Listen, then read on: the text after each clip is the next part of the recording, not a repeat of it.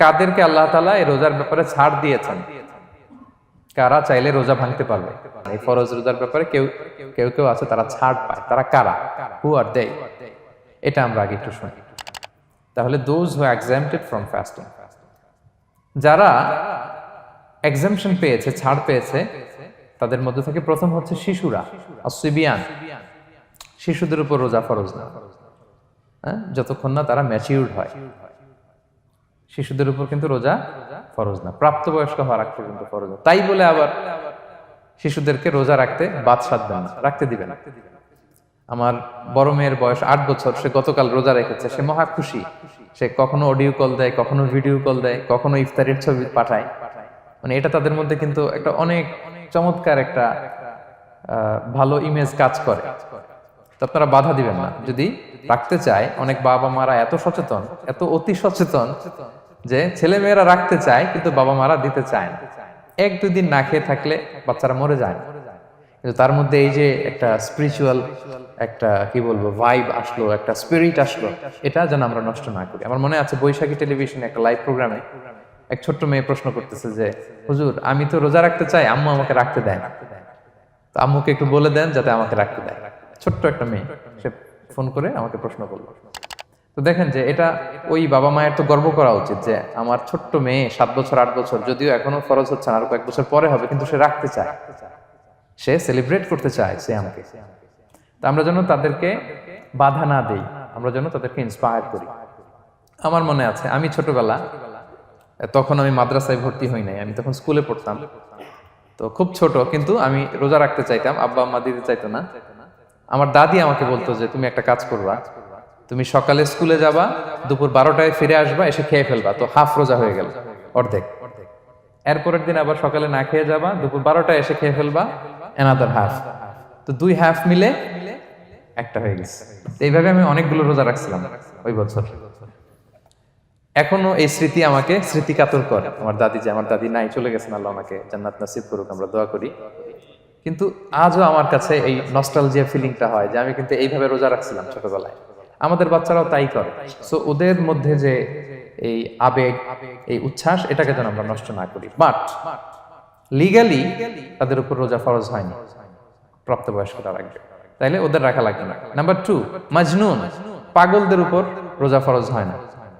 যারা পাগল তাদের উপর ফরজ হয় না। একটা হাদিস শোনাই, আল্লাহ রাসূল সাল্লাল্লাহু আলাইহি ওয়াসাল্লাম বলেছেন, আমি সবকিছু খুব প্রিসাইজলি বলছি যেহেতু আমাদের সময় কম। রুফি আল কালামু আন সালাসা, 3 ব্যক্তির উপর থেকে শরীয়তের কলম উঠিয়ে নেওয়া হয়েছে। আনিন নাইমি হাত্তা ইয়াস্তাইকিযা, ঘুমন্ত ব্যক্তি যতক্ষণ না সে জাগে। ঘুমের মধ্যে আপনারা কেউ বকা দিয়ে ফেললে আপনি মাইন্ড করতে পারবেন না, তো ঘুমাইছিল, কাকে বকা দিয়েছে কি করছে সে জানেই না। ঘুমন্ত ব্যক্তির উপর থেকে শরীয়তের কলম উঠিয়ে নেওয়া হয়েছে। আনি সবিগি হাত্তা ইয়াহতালিমা, শিশু যতক্ষণ না সে প্রাপ্তবয়স্ক হয়। ওয়া আনিল মাজনুনি হাত্তা ইয়াকিলা, পাগল যতক্ষণ না সে সুস্থ হয়। এই 3 শ্রেণীর ব্যক্তি থেকে শরীয়তের কলম উঠিয়ে নেওয়া হয়েছে। বুঝতে পেরেছেন? আচ্ছা, 2টা গেল। 3 নাম্বার হচ্ছে মারিদ। আপনি যদি খুব অসুস্থ হন তাহলে আপনি রোজা ভাঙতে পারবেন, যেটা আমরা ওই যে ইন্ট্রোডাক্টরি ডিসকাশনে বলেছি যে অসুস্থ হলে আপনি রোজা ভাঙতে পারবেন। 4 নম্বরে হচ্ছে মুসাফির, ট্রাভেলার, যদি আপনি লম্বা সফর করেন আপনি রোজা ভাঙতে পারবেন। এটা ন্যূনতম সীমা হচ্ছে 48 মাইল।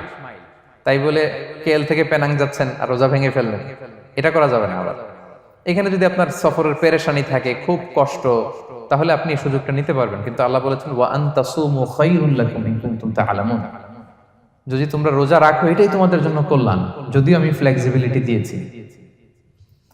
তো রাসূল সাল্লাল্লাহু আলাইহি ওয়াসাল্লামের সময় দেখা যেত যে মক্কা থেকে মদিনা, মদিনা থেকে তায়েফ যেতে প্রচন্ড গরমের মধ্যে ওনারা উট দিয়ে মরুভূমির উপর দিয়ে যেত।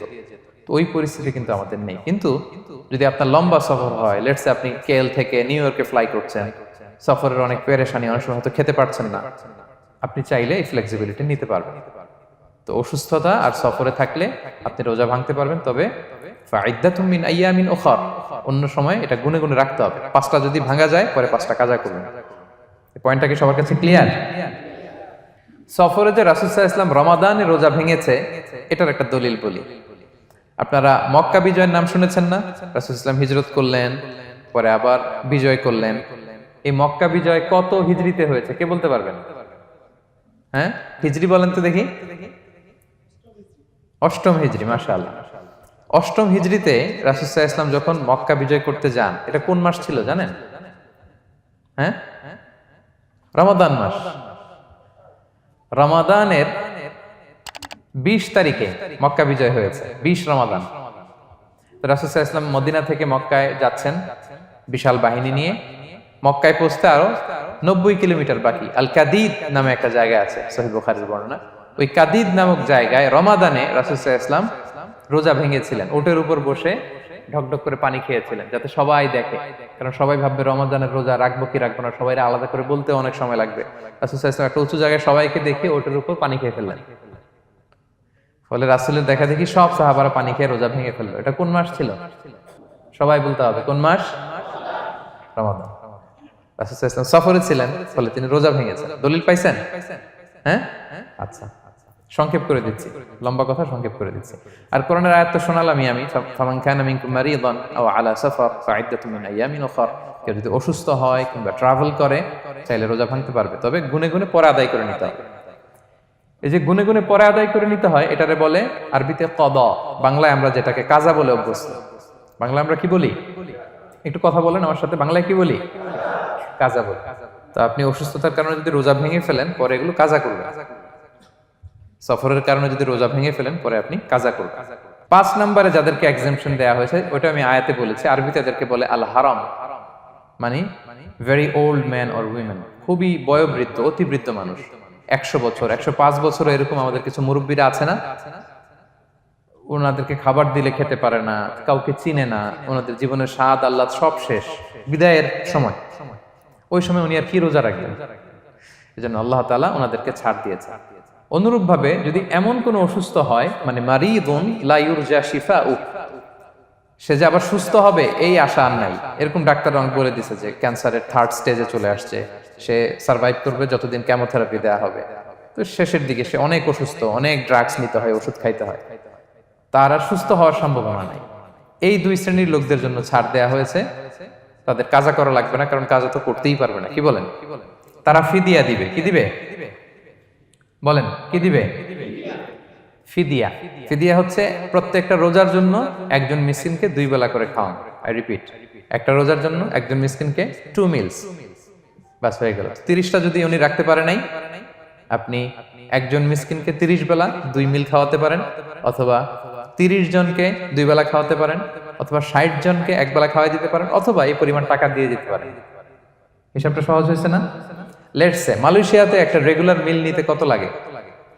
ধরেন যে মালাই দোকান বা মামাদের যে দোকানগুলো, একটা নাসি নিলাম, একটা আইয়াম নিলাম, একটা 100+ নিলাম, এই তো একটা প্যাক হয়ে গেছে। কত পড়বে? 10 রিঙ্গিট, রাইট? তাহলে 10 রিঙ্গিট হচ্ছে একটা মিল, আর 2টা মিল করলে 20 রিঙ্গিট। তাহলে প্রত্যেকটা রোজার জন্য 20 রিঙ্গিট করে আপনাকে ফিদিয়া গুনতে হবে।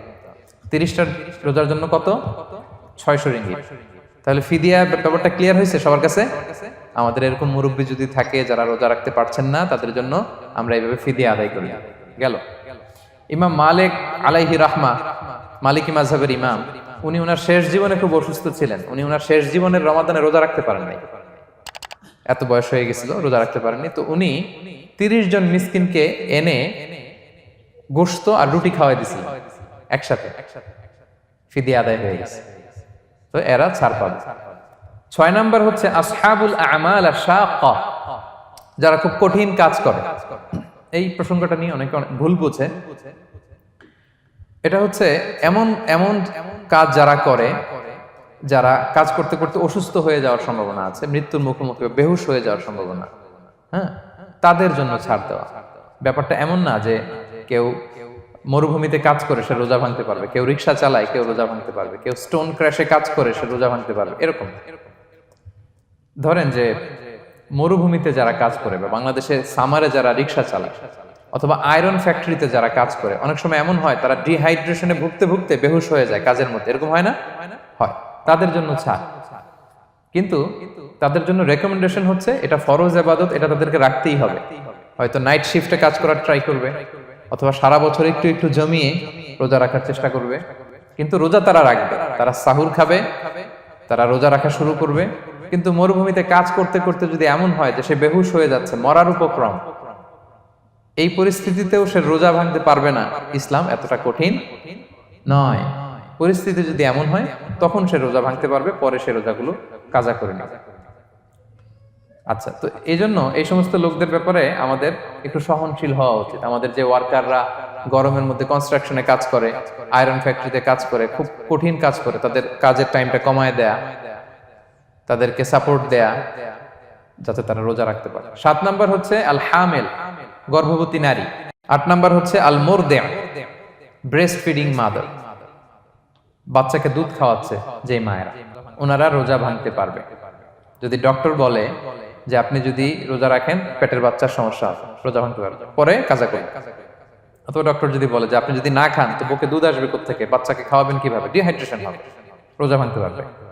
এটার দলিলটা শুনেন, সুনানে আবু দাউদের হাদিস, আল্লাহ রাসূল সাল্লাল্লাহু আলাইহি ওয়াসাল্লাম বলেছেন, ইন্নাল্লাহা আযজা ওয়া জাল্লা ওয়াদাআ আনিল মুসাফিরি শাতরাস সালাহ, আল্লাহ তাআলা মুসাফিরের জন্য নামাজকে অর্ধেক করে দিয়েছেন, কসর, ওয়া সিয়ামা আনিল হামিলি ওয়াল মুরদি, আর গর্ভবতী নারী আর দুধ খাওয়াচ্ছে এমন মায়ের জন্য আল্লাহ সিয়ামকে এক্সাম্পশন দিয়ে দিয়েছেন, ছাড় দিয়েছেন, তারা চাইলে রোজা ভাঙতে পারবে। ক্লিয়ার? 9 নাম্বার হচ্ছে মেনস্ট্রুয়েশনাল পিরিয়ড যাদের হয়, যে বোনদের পিরিয়ড হচ্ছে মাসিক, রোজা রাখবে না, যতটা ভাঙ্গা গেল পরে আদায় করে নিবে। 10 নাম্বার হচ্ছে পোস্টপার্টাম পিরিয়ড, যেটা নিফাস বলে, আফটার বার্থ, এই বেবি ডেলিভারির পরে আমাদের বোনদের যেই পিরিয়ডটা হয় সেই সময় ওনারা রোজা রাখবেন। কয়টা ভাঙলো গুনে পরে কাজা করে ফেলবে। এবং আম্মা জান আয়েশা রাদিয়াল্লাহু তাআলা আনহা উনি বর্ণনা করেন, কুন্না নাহিদু আলা আহদি রাসূলিল্লাহ, এটা একটা ন্যাচারাল প্রসেস। আমাদের আম্মা জান নবীদের স্ত্রীদেরও এটা হতো। তিনি বলতেন যে আমাদের যখন পিরিয়ড হতো, সুম্মা নাতফুর, এরপর যখন আমরা সুস্থ হয়ে যেতাম, ফায়ামুরুনা বিকাদাইস সিয়াম, রাসূল সাল্লাল্লাহু আলাইহি ওয়াসাল্লাম আমাদেরকে রোজাগুলো কাজা করতে বলতো। ওয়ালা ইয়ামুরুনা বিকাদাইস সালাহ, নামাজ কাজা করতে বলতো না। আমাদের বোনরা পিরিয়ডের কারণে যে নামাজগুলো চলে যায় এগুলো কিন্তু পড়তে হয় না পরে, কিন্তু রোজা যদি ভাঙা হয় সেগুলো কি করতে হয়? রাখতে হয়। একটা মজার হাদিস শোনেন, আম্মা জান আয়েশা রাদিয়াল্লাহু তাআলা আনহা বলেন যে আমার যে রমজানের ভাঙতি রোজাগুলো ছিল আমি সারা বছর রাখতাম না। আমি হাদিস পড়তে গেলে অনেক সময় লেগে যাবে। সারা বছর আমি রাখতাম না, এটা আমি শাবান মাসে রাখতাম। কোন মাসে? শাবান মাসে। কেন? কারণ রাসূল সাল্লাল্লাহু আলাইহি ওয়াসাল্লাম নিজেও রমাদানের পরে সবচাইতে বেশি নফল রোজা যেই মাসে রাখতেন সেটা হচ্ছে শাবান মাস। এই যে এই মাসের আগে যে মাসটা আমরা কাটায় আসলাম শাবান, এই শাবান মাসের প্রায় পুরো মাসে রাসূল সাল্লাল্লাহু আলাইহি ওয়াসাল্লাম রোজা রাখতেন। তো আম্মা জান আয়েশার যে ভাঙতি রোজাগুলো উনি সারা বছর না রেখে ওই সময় রাখতেন। হাজবেন্ড ওয়াইফ দুইজনেই রোজাদার। ব্যাপারটা সুন্দর না অনেক? দুইজনেই, যেহেতু আমার হাজবেন্ডও রাখতেছে তো আমিও এই টাইমে রাখি, এইভাবে উনি বুদ্ধি করে ওনার রোজাগুলো রেখে দিতেন, উনি শাবান মাসে রাখতেন। কারণ তিনি রাসূল সাল্লাল্লাহু আলাইহি ওয়াসাল্লামের ব্যাপারটা খেয়াল করতেন। এমন হতে পারে যে অন্য মাসে যদি উনি রোজা রাখেন দিনের বেলায়, রাসূল সাল্লাল্লাহু আলাইহি ওয়াসাল্লাম হয়তো আম্মা জান আয়েশা রাদিয়াল্লাহু তাআলা আনহা সঙ্গ পেতে চাইতে পারে দিনের বেলায়, সো এটা রাসূল সাল্লাল্লাহু আলাইহি ওয়াসাল্লামের জন্য কষ্টকর হবে, আর উনি তো রোজা রেখেছেন, সো উনিও প্ল্যান করে এমন সময় রাখতেন যে সময় রাসূল সাল্লাল্লাহু আলাইহি ওয়াসাল্লাম নফল রোজা রাখতেন, শাবানে রাখতেন। তো আমাদের বোনরা এই কাজটা করতে পারেন, শাবানে আপনারা এগুলো রাখতে পারেন। এই পয়েন্টটা শেষ। এই লোকেরা রোজা ফরজ হওয়ার পরেও ছাড় পাবে, আর যে সমস্ত ক্ষেত্রে ভাঙতে পারবে তারা পরে এগুলো কাজা করবে। কাজা মানে একটা রোজার জন্য একটা রাখা, একটার জন্য একটা রাখা। আর ফিদিয়া মানে কি একজন বলতে পারবেন? বলেন।